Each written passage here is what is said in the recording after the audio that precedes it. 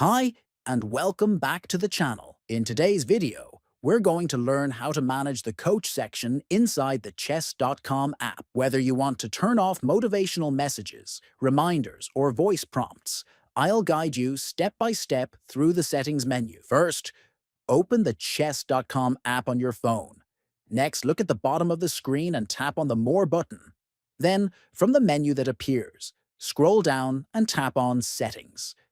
In the Settings menu, tap on Coach. Inside the Coach section, you'll see a few features such as general motivational messages, reminders, and voice. To manage these, simply toggle off any feature you don't want. For example, if you don't need voice instructions during your game, turn off the voice option. Repeat this process for any other options like reminders or motivational messages based on your personal preferences. And that's it.